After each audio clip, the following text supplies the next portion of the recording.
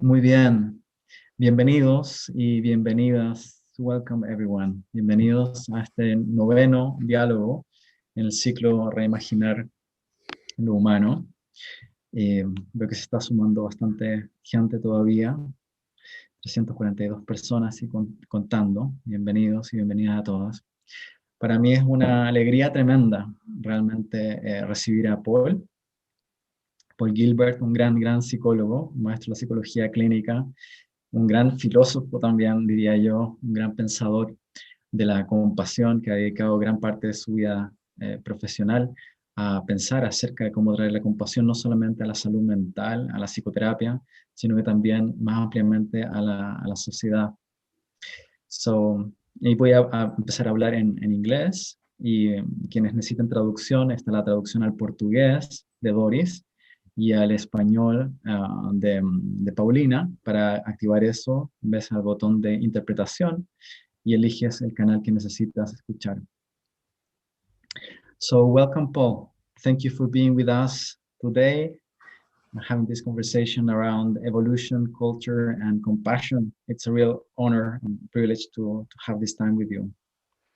Thank you so much, Gonzalo, and thank you so much for inviting me. It's wonderful to see you again because you came and trained with us, and it's wonderful what you're doing. Yeah, great. Thank you. So, as usual, we're going to start with just a few moments of settling practice, grounding practice, and mindful breathing. As we all know, when we spend a few moments doing that, our mind opens, our awareness opens. So it's a good mindset to learn to use this time together in a fruitful way. So I like to invite you all to find your posture.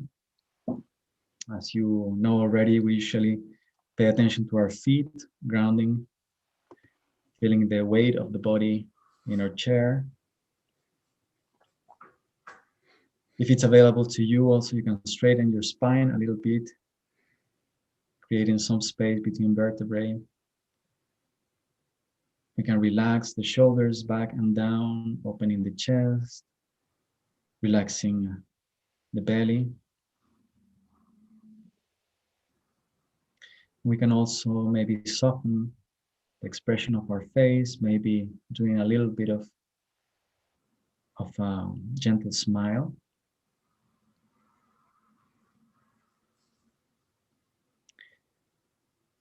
And we can maybe take 3 to 5 cleansing breaths, inhaling through the nose, exhaling through the mouth.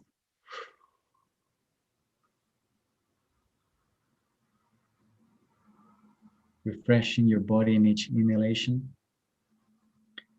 and releasing any unnecessary tension when you exhale.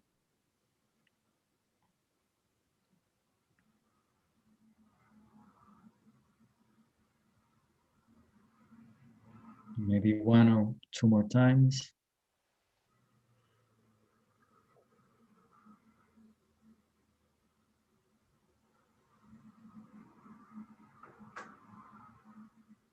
And just feel for a moment the effect of grounding yourself in the present,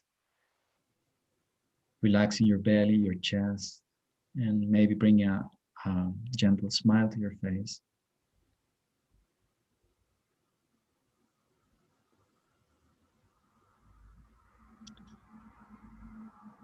And maybe we can all connect with the intention to be here today to learn from Paul about compassion, compassion in our minds, compassion in relationships and in society.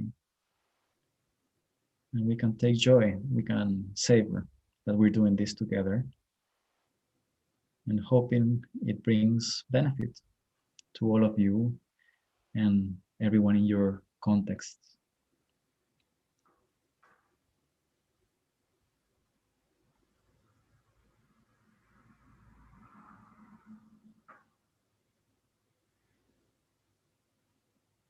Maybe we can also take joy in imagining, sensing the energy of almost 500 people connected here with the same motivation of bringing compassion to the world.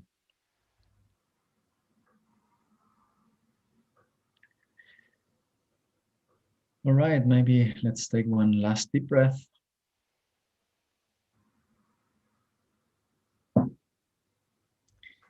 And gently open your eyes.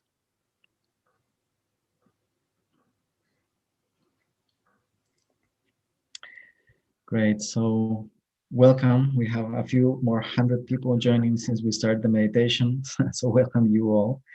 We're with Paul Gilbert. Paul Gilbert's a clinical psychologist from the UK, and he has developed a therapeutic framework that is called compassion focused therapy, and also has developed compassion mind training. And he's been working in compassion for many years. And actually, I want to show you briefly that Paul has a few books that has been published in Spanish: La mente compasiva, una nueva forma de enfrentarse a los desafíos vitales, y el libro Terapia Central a la Compasión. And he's also the president of the Compassion Mind Foundation, and he's their website. It's an amazing place full of resources. I highly recommend you go there and visit their resources and all the information that they have around compassion and the psychology of compassion. And so many of you know that Paul is a great psychologist from Britain, but many of you maybe don't know that he was born in Africa, in West Africa, if I'm not wrong. And probably not many of you know that Paul studied economics before being a psychologist. So maybe to get us started, Paul, I'd like to know how did that background affect your way of understanding human suffering and alleviation, coming from Africa and maybe your studies in economics. Well, it's a wonderful opening, Gonzalo. So my father was a Spitfire mechanic during the war, and they were bad times. So after the war, he didn't want to stay in the UK, so he left and took a job in Africa. And he was involved in Nigeria building roads. So we lived in the outback. We had no running water or electricity. We got our water from a well. And I didn't go to school. I just used to run around all day. And it was great, right? So I had that real freedom when I was young, and the real sense of community in a way. I couldn't really speak the language very much, but the local children in the village, it was village huts, really, just huts. We're all very friendly. We used to play. We couldn't speak much to each other, but we used to enjoy ourselves. And then I came back to England and went to a boarding school, which was not so much fun. And then gradually my interest in the humanities began, and school comes to an end and you have to think about what you're going to do. So I wanted to stay a student so I could have fun and get drunk and do things. So I did economics and I enjoyed it. But while I was doing economics, I increasingly became interested in psychology. And so I did what is called a changeover degree at the University of Sussex. And that was very much brain science approach. So I learned a lot about the brain and that sort of thing. And then I worked to pay for my way. I worked as a psychiatric nurse for 2 years doing night duty. And that was very interesting because it was on a place called Brighton, which is on the south coast of England. And so during the summer, we used to have, and this is the early 70s, during the summer, we used to have people coming down from London and getting completely stoned on the beaches. And then they were brought into hospital because they'd gone a bit psychotic, right? So I learned an awful lot in those 2 years about mental health. And that's when I decided that's what I wanted to study. So then I went to Edinburgh and I did my PhD on depression, looking at physiological responses to success and failure. And my first book was called From Depression to Brain State. So I was very interested in brain state theory because I was working in what is called a medical research council unit in Edinburgh. And most of the people there were psychiatrists doing studies on antidepressants. So if you didn't talk about neurochemistry, you didn't have any friends. So I learned a lot about neurochemistry. And we would have discussions because they would say, oh, when you're depressed, your dopamine goes or your brain chemicals change, and that shows it's an illness. And I said, no, because you could be reacting to the environment, right? It could be that. Mm. So I wrote a book arguing that a lot of the brain changes that we see in depression are caused through life events or psychology. They're the consequences. They're a symptom, really, of our psychology. And that's called brain state theory. So you can switch these states. Okay. So, and then in 1989, I wrote a book called Human Nature and Suffering, which was really arguing that many of our basic motivations for caring and competing and so forth, that's where the root of our suffering is, in the way in which we engage the world. So that's basically my sort of background to becoming interested in psychology. But I've always been very interested in this link between the environment and the brain, because life events, whether you're living in poverty or you've been neglected as a child or whatever it is, these have powerful impacts on your brain. Right. And I think that's something very specific of CFT, of compassion focused therapy framework, is that as many other lines of psychotherapy are very much focused on the individual and the intrapsychic processes, I see two big elements in CFT that widens the focus. And one is the social context, how that shifts and that shapes our minds and brains and even our genes, but also the evolution. So you being one of the main authors in evolutionary psychology and helping us understand how being an evolved species has a strong impact in the kind of problems that we have at the mental level and how that suffering can be alleviated. So for people who are not familiar with what does it mean to have an evolutionary approach to understanding suffering and the relief of suffering, can you explain that a little bit? What does it mean to have an evolutionary approach? Well, yes, that's a great question, because one of the things we do with our patients and clients is to say to them, if we're doing a group, how many people chose to have 2 arms and 2 legs, or 10 fingers, or a head that sits on top of your shoulders, or having to eat to stay alive or to breathe? Nobody really. We all just find ourselves in a physical body that kind of grows, and we don't do anything about that. It just sort of grows. Who chose to be a man or a woman? None of us really. Who chose to be born in Chile or the UK? None of us really. Who chose to have a brain that has the capacities for anger and anxiety and lust and fatigue and all that? None of us. So the point about it is that we're a consciousness, right? What we are aware of is that we are consciousness of being, conscious of existing, but we exist in this body and brain that's been built for us, not by us. I didn't build this. I didn't build any of the systems in my brain that gives rise to feelings or desires or wishes or wants. That's all being built for me, right? And that's the same for every single human being. In fact, it's the same for every living thing on this planet. Every living thing on this planet has been built. No living thing chose the way they would be built, okay? So this is very important. So then we have to understand, okay, so how is it being built? What's it being built to do? How does it work? Why does it work like this, you see? And then we discover that your brain is designed to do certain things, right? So it's got 3 basic tasks in life. The first task is obviously to ensure that you avoid being injured or hurt or losing things. And we call that a threat system or threat processing. So your brain comes with a threat system designed for you to be able to detect threats and then to respond with anxiety or anger sometimes, or disgust sometimes, or sadness sometimes. Now, you didn't choose any of that. That is what you experience. So emotions happen to you. You don't create them. Now, of course, you can go out to the movies to try and get excited. Of course, you can try and do things that bring on emotions. But generally speaking, these emotions, particularly when we're threatened, they just get turned on. So it's quite important for us to understand then how the threat system works, right? And what we also know is that your background will have quite a big impact on how your threat system develops. Does it become very sensitive? Are you a person who's easy to get anxious or get irritable quite quickly? or are you more of a laid back, placid person?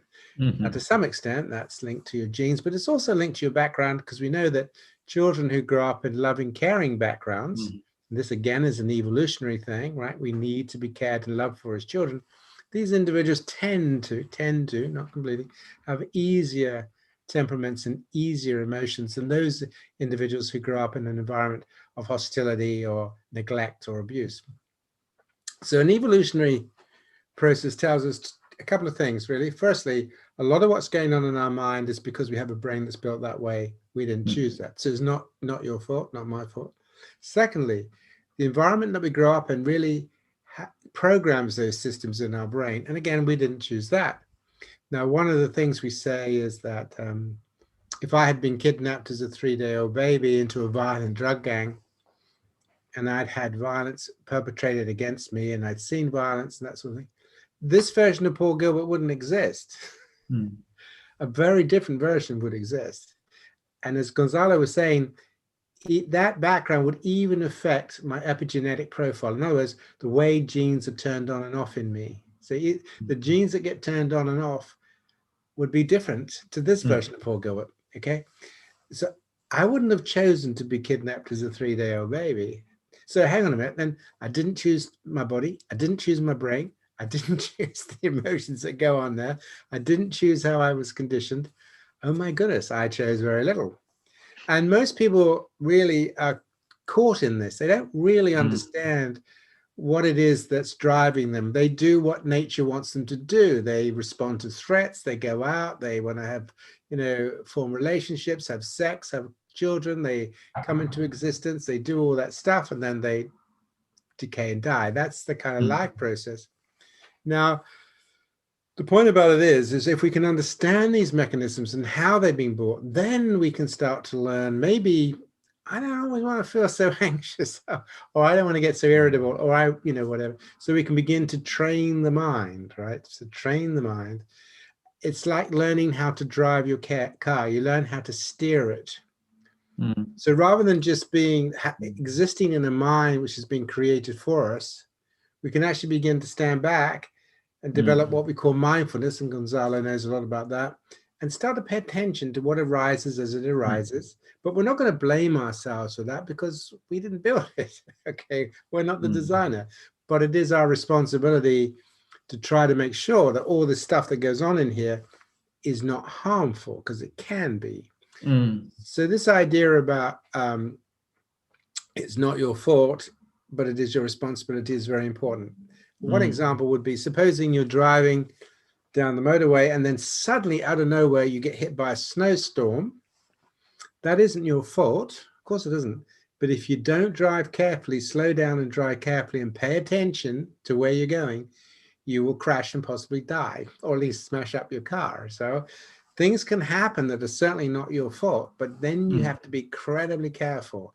And it's the same with our brain. We can have feelings and emotions and passions which we don't really want, but if we don't learn how to drive our minds, then we can get into difficulty. So that's the threat system.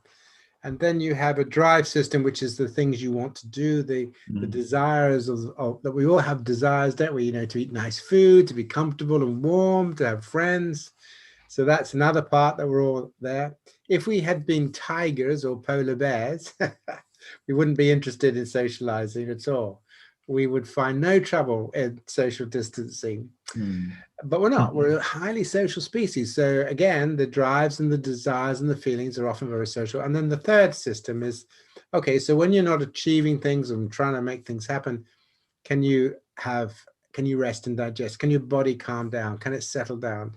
And we now know that that's a very important process for us to be able to do, to not only to be able to deal with threats, not only to be able to go out and make things happen for us and achieve things and do things, but also to be able to create states in our mind where we allow the mind to settle, we allow the body to settle. And again, Gonzalo will tell you a lot about how that's important. That's what you did right at the beginning of this meeting, tapping into your capacity to allow your body and mind to settle. So we know then how the brain has been put together. We know where it can start to cause a lot of trouble. And we know how we can teach people, show people to pay attention to what's going on here, not to blame and shame, okay, whatever's going on there, but to make a decision, actually, no, I do want to learn to drive my mind in terms of my behaviors, okay. So that's a little bit of an explanation about why evolution, because you need to know how it's being built. Right. So it's very interesting to have this awareness that we didn't choose to be the kind of animals that we are. And on top of that, we are very much shaped by the contextual environment that shape us. And still there is a space of, I was going to ask you about freedom, but there is a space of freedom which is becoming aware of the patterning and take conscious decisions about what do I want to cultivate. And that's the space that we use in therapy. Now, when I don't know if you get to watch any of the first presidential debate a few days ago from the U.S. when you see people like Trump acting like that, or well, we have a plethora of examples now. We have Trump's, Bolsonaro's, Putin's, and so on. I wonder how did we get to this point where we have this kind of human beings leading us, people that are very good at blaming and shaming, attacking. What does it has to do with the drive system, for instance, or the threat system? Can you explain how humans can get to this point that we're not cooperative but very combative against each other? Yeah, no, that's great. See, because basically humans existed for hundreds of thousands of years in small groups, about 150, between 100 150 people maximum. So you would know everybody in your group from the day you were born to the day you died. So you would have relationships with people which were all based upon, you know, being in the same group together. And we know that in these groups, the basic way of living was sharing and caring, okay, supporting each other. We know, for example, that there are many skeletons that have been found that have been diseased or had broken bones, and they could only have survived if they'd been looked after. We also know that in these societies, and there are still hunter-gatherer societies in the world today, that accumulating wealth and riches was not acceptable. You had to share what you had. Okay, so this caring and sharing was really, everybody was dependent upon everybody else. And that is basically our brain. And that's basically when we are in communities where we feel cared about and we're able to care for other people, we feel we can make a contribution, we have a place, we know the people, we have friendly relationships. So that is when your brain and your body work best. That's when your immune system is best, your cardiovascular system is best, you feel happiest in those contexts. Unfortunately, what happened was, though, we discovered agriculture. We got this caring and sharing also made us very bright because we had language, and language is very good for building relationships because we became a relationship building species, right? But as a result of that, we became rather clever. And in our cleverness, we developed agriculture. Now, what happened with agriculture is instead of survival depending upon sharing and caring, it became more dependent on who owned what, ownership. And out of that came increasing resources. And out of that came dominance hierarchies, primarily controlled by aggressive males. So aggressive males started to get an advantage in agricultural societies because they had what it took to kind of enforce their power.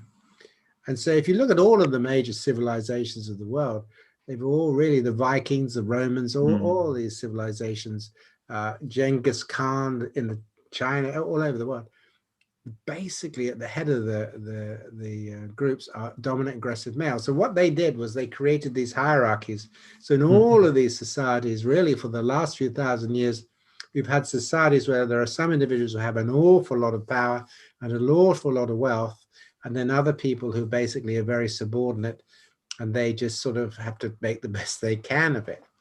The problem that we've got, however, is that when you do that, it's not just the individuals who are grabbing power, and we have that as a problem in the world. The people with power just want more and more. People with money want more and more. It's also the fact that we are very submissive. We obey all the time. You know, in our religions, we submit to God or whatever. The submitting to these dominant individuals And so what happens is that you get these people like the Trumps of this world, Putins of this world, who would tell you two things. The world is a dangerous place, but I will protect you. And in fact, I will make you great. That's all they ever say. Mm.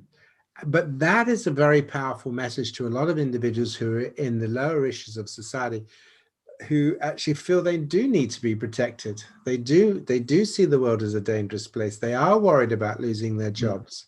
So if you get somebody that comes in and says, leave it to me, I'll sort it out, that's all they need to say.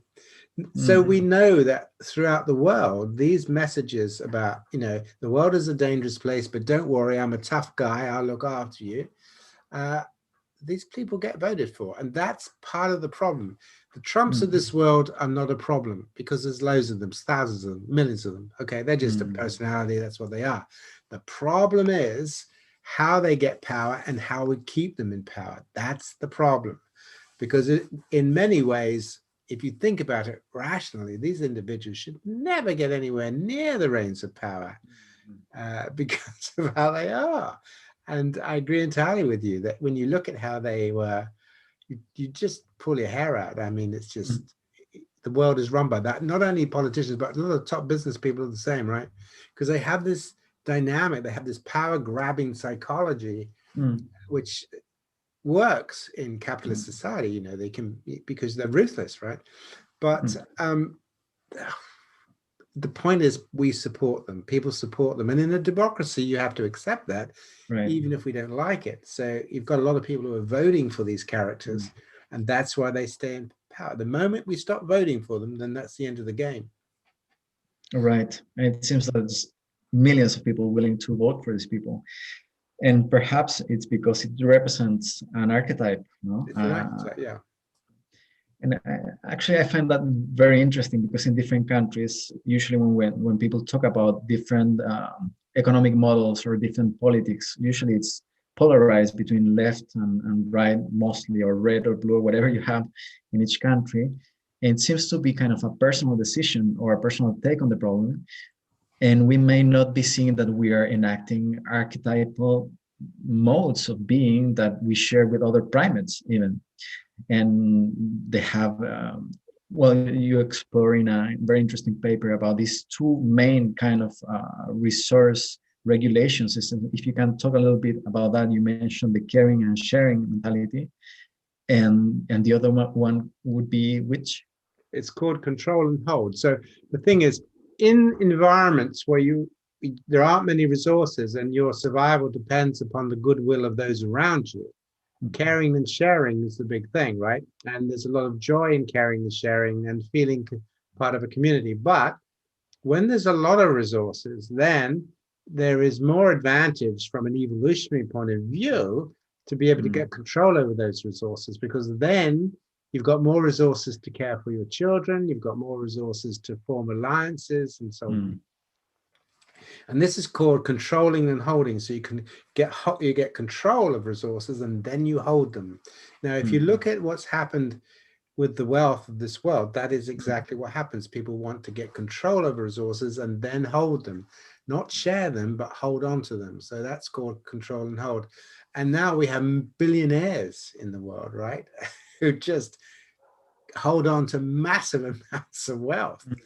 Now, I'm not blaming anybody because that's just part of the way we are, but we need to find ways of dealing with that because we are living in a world of controlling and holding where so many are like that. And we're all like that a little bit, aren't we? We all like our wealth, that we like our televisions and our lifestyles. We're all a little bit like that. I certainly am.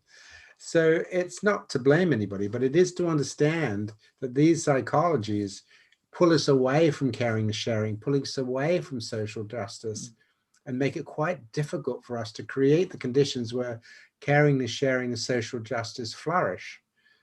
So you have to work quite hard to create that. Actually, how do you do that? How do you bridge those two mentalities, which seems quite incompatible?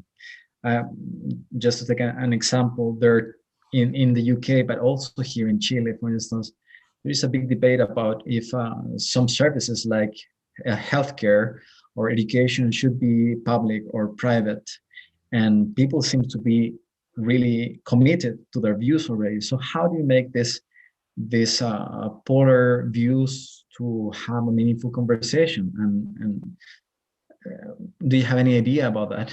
How to No, I do think that? it's a brilliant point you made, because once again, humans are not rational thinkers. They can be rational thinkers when they're thinking about, solving the problems of the universe or doing physics. But when it comes to the social world, social life, they're not rational. And so people, exactly what you say is that they form decisions based upon emotional feeling, right?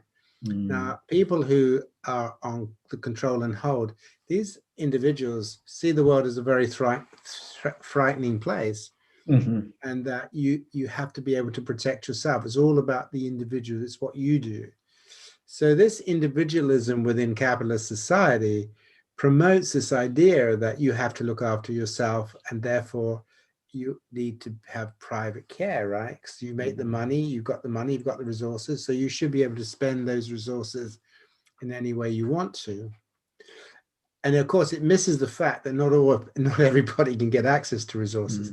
So the people who don't want to pay for healthcare are the people who've got resources, because they don't want to share it. They don't want to pay taxes. Why should I pay taxes to help the other people? See, so it makes perfect sense why people will make those decisions. But there is a problem with that, of course, because then it does mean that, there are many, many people who don't get healthcare. What do you do about that? So the question is how can you get people to push against what they feel naturally they want to do, which is to hold on to their resources, not to give them away, so that they can be in charge of what they buy and what they sell, and they can be in charge of their own healthcare, okay, as opposed to relying on a state system, giving taxes to a state system. And then they might not be able to control their own healthcare. They may not be able to control when they have access to a hospital or whatever. So this is a very fundamental issue that you're bringing up here. The question that we need to think about is, what is the common good, and how do you engage people to move to a more compassionate position? Because at the end of the day, it is about a compassionate position. It is about a caring motivation. Okay, so the motivation at the moment is very much me, competitiveness, looking after myself, looking after my family. It's a threat-focused world. If I don't control these things, then who knows? As opposed to, well, if we share our resources and care for each other, then maybe everything would be a lot better, and then you wouldn't need to have all this healthcare insurance, right? But that's a very difficult process. So, I mean, one of the things that you probably are aware of that is that the psychology is very contextual, because after the war, 1945 to 1965, 20 years, we built a health service, we built education services, we built amazing services, right? That was great. And the reason for that was because Europe had come out of this war and they wanted to rebuild their societies. They had this dream of building a fairer world, of looking after each other, which they had cultivated in the war. This desire that we have to care for each other because we're in the war. People in London, they all pulled together to, fight the war. So they had this real psychology of pulling together and working together and forming a cooperative, let's form a cooperative world. And that worked for about 20 years until gradually, people started to think, actually, you know what? Maybe I shouldn't pay so many taxes. Maybe it'd be better if I kind of had a bit more power for myself. And of course, that was the growth of the right wing. And then the right wing began to fragment. And then we had Reagan and Thatcher. And the rest of, they say, is history. So it was a very tragic transition during the 70s and 80s, where the basic psychology of caring, sharing, which we'd built up during the war, taken into the post-war period, was basically dismantled in favor of competitiveness. And that was tragic. That was really tragic. But how you create that is very difficult. I mean, today with COVID, people have seen the fact that we can come together, we can work together. We've got people in this country, and I'm sure in your country, who are volunteering to go and help others. And so there's wonderful, compassionate spirit. The problem is how you use that psychology to create a world which is much more socially fair and just. That's a tricky thing, and nobody's really worked it out yet. And the other problem that we've got is that we have a media who are basically controlled by the people of wealth. They have a lot of wealth, and it's not in their interest to create caring and sharing environments. It's in their interest to maintain high levels of competition. Fair and just. That's a tricky thing. Oops, sorry. So yeah, a lot of the media drive right-wing policies. And the media also thrives in stimulating the threat system too, because that keeps you clicking. No, so it's a self-reinforcing loop. Self-reinforcing, yeah. So they constantly denigrate anything to do with caring and sharing. It's the left. These are mad people. Blah blah blah blah. They'll take away your control. You'll become, all this stuff. So it's quite tricky, and so the media are quite a serious problem in the West. So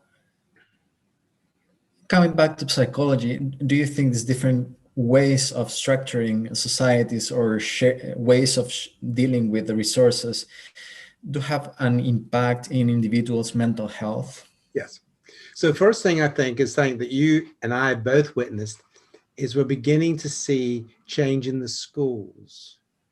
Now, certainly through the 2000s, it's a lot of evidence now, the last 20 years, a lot of younger people have been subjected to high levels of competition. So in schools and in social media and all that stuff, compete. But what's happening in the schools now, mindfulness programs and compassion training programs and ethical programs are beginning to appear in the schools. So children are beginning to learn about how their minds work. They're beginning to learn about compassion. They're beginning to learn about mindfulness. Okay, and probably not in my lifetime, but in the years to come, if we can get into the schools and begin to help these children and then adolescents and so forth to recognize the dangers of over competitiveness and to begin to develop a desire for compassion, then I think we can do it, right? We can do it by spreading this, as it were, virus, the compassion virus. But we have to, people have to be exposed to it. They have to experience it. They have to understand it. So I think that's one of the things. The second thing is there is a gradual movement that people are looking for ways in which they can have a more compassionate society. They do want a more cooperative world. They do want to be able to come together and address climate change, but they don't know how to do it. So what's happening is a lot of small groups, interest groups getting together to try to create different intrusions, if you want, into the capitalist system. So that's great as well. The businesses are beginning to move towards the idea that, yeah, we want to make money, of course, but we want to be a business that creates, that improves human well-being, not worsens it. To be a business that is helpful to humanity, not harmful to humanity. So when we go around talking to, because we do a lot of compassion in businesses, particularly some of the younger business people, that's their ambition. They want to have a business, of course they do, and they want to make profit, of course they do, but they want to do it ethically, and they want to do it, they want to make products like, sun cells or light cells, whatever, that add to the value, add to humanity, not distract from it. So that's very heartening, I think. So you were talking about maybe making compassion viral in a way. Yes. Some people are talking about the Karuna virus. Karuna is compassion in Sanskrit, no? I love that. Instead of the Karuna virus. So, and I'm taking some of the questions that come from the audience too. And somebody was asking, how is it possible to steer the mind, not just my mind, but the mind of my family or my partner or my little group of reference, how to move that collective mind towards compassion? What could be a good way to start doing that if people are motivated? Well, I think firstly for you to be enthusiastic about it, right? So the idea is that we have individuals who are enthusiastic about it, because what won't work is if you try and say you need to be compassionate. So we need people who are enthusiastic about it. They say, this compassion stuff is great. You know what I mean? It's fantastic. So you get people interested in it. Okay, you get people interested. And the next thing is understanding what compassion is, because there's a lot of misinformation about compassion, because compassion really is about our ability to be sensitive to the suffering and needs of other people and have a wish to alleviate that, right? Have a wish to meet those needs and address that suffering. It's different to kindness. I mean, all in favor of kindness, that's great. And it's not much to do with love. People think, oh, if I'm compassionate, I have to love people. No, not really. It's good if you do, but you don't. And so we say things like, imagine a firefighter. Can you clarify that point? I think that's an important point.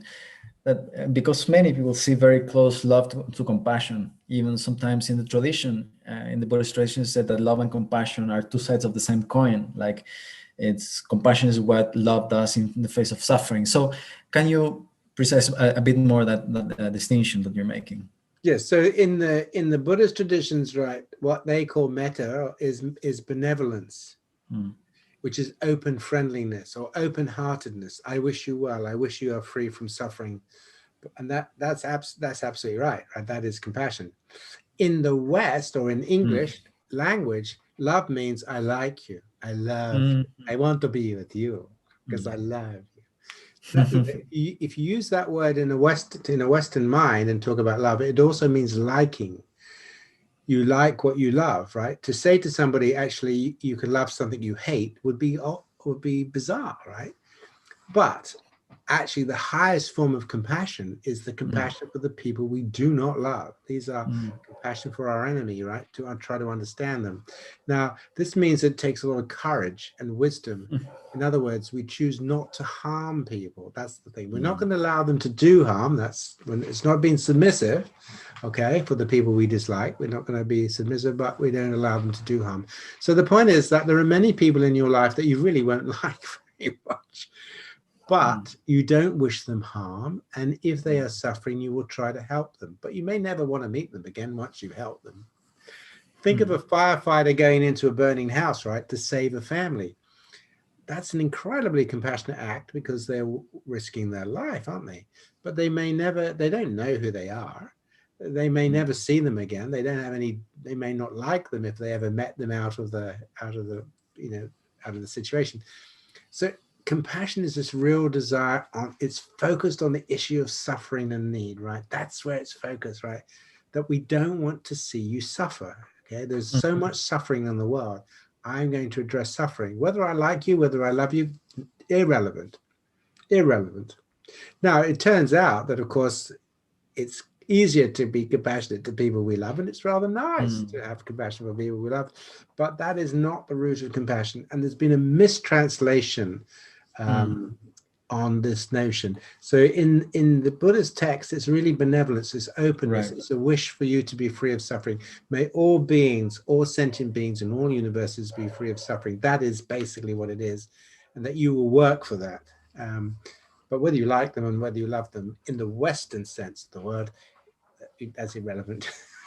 And this pretty much tied to something that I've heard you repeat this idea often. I think it's very interesting that compassion is not an ascent. No, if it's a spirituality, it's not a spirituality of ascension, but going down to get in touch to the ugly parts, actually, or the dark side. So what do you mean by being aware and getting in touch with the dark side in oneself and at a collective level? Okay, I think it's a great question, Gonzalo. So, some people think, compassion is about, and soothing rhythm breathing is about, becoming like the Dalai Lama. Dalai Lama's wonderful. But it's not moving away from pain and suffering. It's entering into it. Okay, there are many bodhisattva stories in Buddhism, as you know, which are sort of enlightened souls, and they come down, they come into the suffering of the world, right, to try to help. The story of Christ, right, is a descending into pain. Okay, it's not So the idea really in compassion is that we move into pain. We're not moving away from it. We're not trying to sort of just soothe it away. We descend into it. It's the courage to move into what is painful. It's the courage to do things, even sometimes at a sacrifice to oneself, like maybe pay more taxes or give some of our wealth away. Make some sacrifices for the other. So compassion is this ability to move into the dark side. Now, then when we think about that, what does that mean? It means that personally, it means that within all of us, we have the seed of harmfulness. We can all be harmful. You know, I can occasionally get irritable and maybe say unhelpful things or whatever it is, or have desires that you think, oh, that's an interesting thought. Where did that come from? Compassion is the ability to work in the shadows of your mind, understanding that your mind was built for you. You didn't choose it. And what you want to do is just to get aware of your mind, all of the dark corners, not because they make you into a bad person or whatever, but because if you know where they are, you're not going to act them out. That's the whole point, you see. So we come into the darkness, right, in order to be able to work with it and transform it. That's what compassion is really trying to do. So, you know, if I have a time when I've got a bit irritable or whatever, the issue is not to be irritable with being irritable. It's to stand back and say, okay, well, that's a part of me that I have. I don't like it terribly much, but what I need to do is just to be more mindful and practice being mindful so that I don't act it out. The Dalai Lama has a lovely story. I don't know if you've heard, I'm sure you've heard this story. But I'll tell you the story. I love this story. So when he was a young man, he used to like to fix watches, because he likes gadgets. And one day, he used to take broken watches from the visitors to Lhasa, to the monastery in Tibet. And he was about 17, 18 or something. And one day he'd fixed this watch pretty much, but he just needed to put a last screw into the watch. Okay. And he just dropped the screw in the watch, right? And he went right the way through the mechanism. And in that moment, he realized that he would now have to take the watch apart, and it would take him weeks to, you know, take it apart and get this screw out. And he said in that moment, he had a flush of irritation, and he picked up a hammer and he smashed the watch. And because we all said, oh my God. So he smiled and he said, so you see, no more watch. In that moment of losing mind awareness, I had done exactly the opposite of my true intention. My true intention had been to build a beautiful watch. Now I had destroyed it. There was no chance I could do that. So in that moment of mindlessness, right, of losing that mindlessness, that part of me that had the urge to just smash because I was angry and frustrated, that part of me got control and made me do, or it did do, the exact opposite of my true intention. So this is important, because this is why mindfulness and intentionality go together. Because if you have an intention to live compassionately, you've got to develop mindfulness. Otherwise, you won't notice when these other parts of you crop up. And it's not to criticize yourself or berate yourself. It's really to be, oh, that's interesting. Oh, okay. I don't want to do that. That's not very nice. I think I'll be a little bit more, I'll be aware. Where does that come from? What is that about? Why was I getting irritable? How did that happen? What can I do to change it? So that the first point of mindfulness is really the control of your behavior, so that your behavior is not harmful. Thank you. So what to do with people that are harmful, actually? We talk a little bit about toxic masculine figures that are being very kind of intense in their aggression. Actually, in this debate that left me with a headache, Trump was agitating his white supremacist base, saying, "Proud Boys, stand back, stand by," and really calling for violence. So how to develop compassion towards the persons whose actions are creating harm? And I've heard you say many times that you cannot be compassionate from a submissive position. So what would it look like to have compassion to someone that damages? Okay, so the first thing is this recognition that we all find ourselves here with a mind that's been built for us. And so all of us are products, really. And if you haven't had an opportunity to develop mindfulness or enlightenment, you don't really understand. You're just an automatic. You have consciousness. You feel you're in control of your mind and your body, but you're not, because all these parts are just acting out. So the first thing is to recognize that the Trumps of this world, or whoever it is, didn't choose to be like that. They didn't wake up one day and say, do you know what? I could be a Buddhist monk, you know? I could be like the Dalai Lama. Oh, how? I don't want to do that. I'm going to be I'm going to be a psychopath. That's much more fun. So Mm, nobody chooses it. So the first point mm, of compassion understanding is that we're all these biological beings that exist here for a little time, 70 years. mm, We come into existence, we're being made, we do stuff, and then away we go. So understanding that's the first point. And even people who think they are choosing violence, well, that's only because they have a violent system within them. If they didn't have that within them, if they were a different species that wasn't violent, they wouldn't feel that, would they? So understanding that's the first thing. The second thing is understanding what it would take for them to be able to begin to recognize the importance of enlightenment or compassion, or how would you help them to do that? And that's a tricky thing. And sometimes, of course, the point is you may decide, well, look, you know, through no fault of their own or whatever, they're not in a position to do that. So at the very least, I have to not support them in their actions. mm, So the key, we come back again to the issue, is not so much working with the individual, but working with the mm, individuals that support them in a democracy. Now, on the other hand, we've also got individuals who are come into our prisons, and we've just my colleagues have finished a big study on compassion focused therapy in prisons in Portugal, mm, and that's been really interesting, very good results. What we find is that many, but not all, but many individuals who are harmful to others have themselves been very badly harmed. There's an old story, isn't there, that hurt people hurt people. And if you look at Trump's mm, background, it wasn't good, as far as I mm, can remember.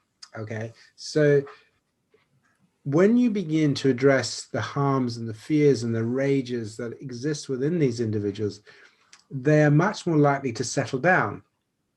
mm, Okay, so the key thing then, when you're working with people who do harm, they usually feel very frozen, they're very disconnected from their feelings, they're very out of touch with what's happened to them in the past, they are slightly dissociated from the abuse or whatever it is that happened to them.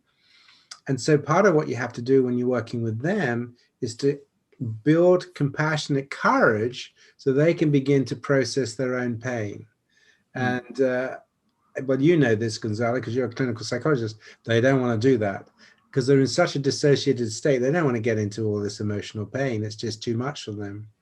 So mm, those are the two things, really, recognizing compassionately, firstly, that none of us chose to be the way we are. We all just find ourselves, most people haven't got much of an idea about how their minds work. They just live out whatever their scripts are. And secondly, that to be able to help people, we've got to get into their pain, really. And you can't always mm, do that. That's very, very difficult. There's a mm, wonderful series. I don't know if you have it in Chile called Westworld. Do you have Westworld in mhm, Chile? Yeah. It's a fantastic series, right? It's well, the first two series are really brilliant, and it's all about the concept of being programmed and living a mm, life that's been programmed. It's a really interesting idea, that, but that's the case, right? We have to work out our programming. We have to break our programming. That's the big challenge for humanity, actually, to break our programming and begin to make decisions about choosing a compassionate way of living, mm. so the whole planet moves towards caring and sharing. But to do that, we're going to have to break our programming, and that's tricky. Do you think we have the time to break our Yeah, no, I program do. I do. before? Yeah, no, I do. Because I wanted to ask you about. I mean, sometimes seeing the state of affairs, particularly in global politics and climate crisis, sometimes it's hard for people, including myself, to keep going when we see the levels of destruction. No? And so, is that for you a relevant role of hope in the way you keep going with your work on expanding compassion, or how do you relate to the global scale suffering to keep doing your work? Yes, well, I'm extremely hopeful. Actually, Mm, there's no questions. We'll be fine in the end. Look, the reality of biological life is it's a very cruel process. I mean, you look at mm, predation, the predator-prey relationship. mm, All life forms have to eat other life forms. the diseases that exist in the world, the viruses, the bacteria. I mean, people say this is a friendly world. No, it isn't. It's an incredibly hostile world. I mean, this coronavirus sort of came out of nowhere, right? Whacked you. We had hundreds of these viruses that have nearly wiped out humanity. Animals get wiped out by viruses and droughts and goodness knows what. So one of the things we have to understand is actually the world is quite a place of deep suffering. And I think we are gradually coming around to that. But I mean, if you look at it, would you like to be living now or in the time of the Romans? Would you like to be living now or in the time of the Vikings? So I'm here in Derby, but 1,000 years ago, I could have been raided by Vikings, raped and killed. That doesn't happen today. So if you think about it, it's better to be, we're fighting against ethnic injustices, we're fighting against LGBT injustices, we're fighting for women's rights. We are gradually moving forward. Now, of course, all of us want it done tomorrow, and it's not going to happen. But the move is in the right way. And don't get distracted by the Trumps and Putins of this world, because in the end, if you look over the hundreds of years, getting rid of slavery and so on. So the gradual movement is towards a compassionate mind. Yes, you take 2 steps forward, 1 step back, of course you do. But on the whole, it's much better for us to be living today than say 200 years ago. Our science is better. I mean, today we're likely to get a vaccine to stop this. 100 years ago, we had no chance. We would die. So I think we need to hold on to what is good in us. There's some wonderful things that are going on around the world, really wonderful things. Yes, we've got some real bad things going on. There's no doubt about that. But there's some fantastic stuff going on as well, in medicine and some technologies. And, people are trying to, in certain places, rebuild the rainforests. And, so, we've got some fantastic, wonderful people in the world. Those are the ones that we must focus our attention on. You're always going to get the Putins and the Trumps and all those people. Of course, you're always going to get those. We have to find a way of managing those. But it's also important not to lose heart with you. I mean, you setting up this talk and bringing in all these wonderful people to listen to Compassion. That's the example. That is an example of hope, isn't it? Of course. I think so.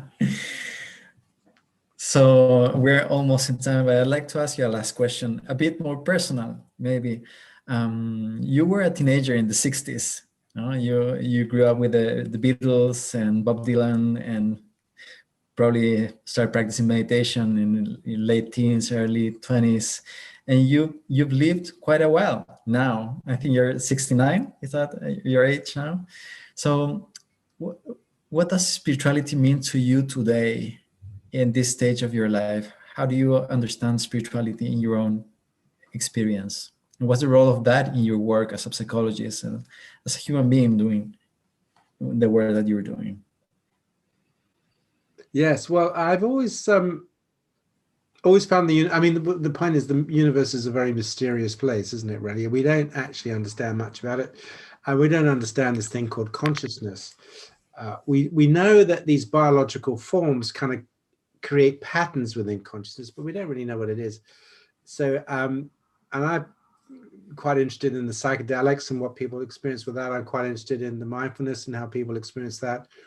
So I think the universe is a very strange and interesting place. And so my spirituality is really around that, the nature of the universe and the amazing stuff that goes on. But I'm very much in the Buddhist tradition of believing that this life is basically a life of suffering, for all kinds of reasons. You come into the world, you exist for a little bit, and then you go. Many things that you would hope to hang on to, they're all passing. Nothing is permanent. Sense of self is an illusion. But on the other hand, that doesn't mean to say that's all there is. That's the end of the game. I don't personally myself, I think this is all an interesting fracture in the nature of consciousness. So I have no idea, but I mean, I do believe personally that there's more to the nature of consciousness than this. I'm not a materialist, even though I'm very much into the biology. I think the biology is crucial. the fact is these biologies are simply creating patterns, right? Your brain is not designed to teach you reality. Okay, even these constructions of time and space, they may not actually exist in the way the brain creates them. I'll give you one very good example. Supposing I ask you, what is the color of a tomato? You say, oh, it's red.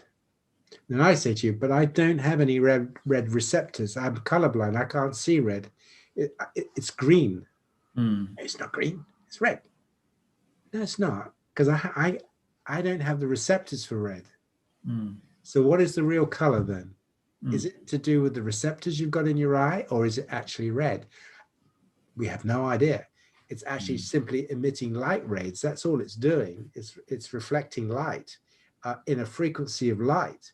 And it's your brain that turns it into an experience of color. It doesn't actually exist as red at all. Right. That's a very tricky thing for us to start to get our minds around, about that the content of our consciousness is partly created. But it's a very simple example, but there's some really nice books. I can send you a copy, which is really poising these questions, that your brain was designed as a survival machine to see the world in a certain way, but it is not designed to be accurate. Right. There's a beautiful work of Francisco Varela. Maybe you're aware of his work. Yes, he was wonderful, Chilean. Yes, actually, it ends up questioning the nature of what is reality and how consciousness and reality are inseparable. They co-emerge in experience. And by closing this meeting, I'm really thankful to have met you in my life, Paul. You've been a fantastic influence, a very positive influence, and through me, many people that have known CFT in Chile, Argentina, and so on. So we all would like to thank you for your amazing contribution, your hard work, your passion around compassion in clinical psychology and beyond that, beyond the therapy room, to create a more compassionate world. So thank you so much. Well, thank you very much for putting this on, and all the people that turn up tonight to listen. You are the hope of the world. It's you. You are the hope of the world. Thank you, Paul. Thank you. Okay. I just ended the stream in